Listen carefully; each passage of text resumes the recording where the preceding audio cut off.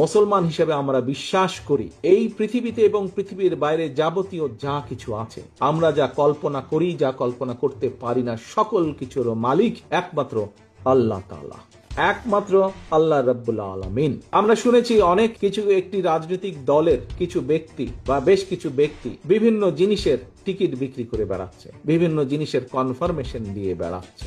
শহীদ রাষ্ট্রপতি জিয়াউর রহমানের নাম নিলে প্রতিদিন ব্যস্ত নিশ্চিত, আমি বিশ্বাস করি।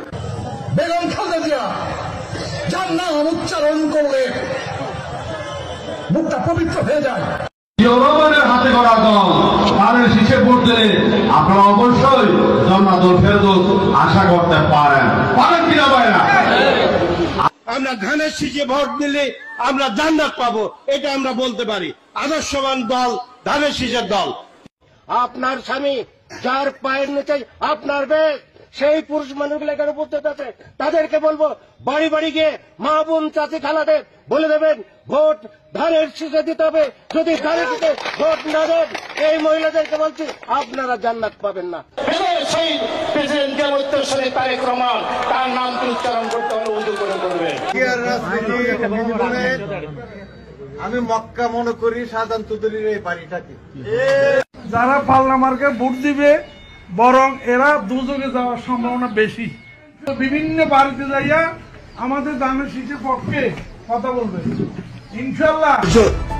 ওমর রাদিয়াল্লাহু আনহু চার খলিফার এক খলিফা, আমার নেতা শহীদ প্রেসিডেন্ট জিয়াউর রহমান চার খলিফার মধ্যে একজন, আমার নেতা তারেক রহমান, হযরত আলী রাদিয়াল্লাহু আনহু, আমার নেতা মা ফাতেমা বেগম খালেদা জিয়া।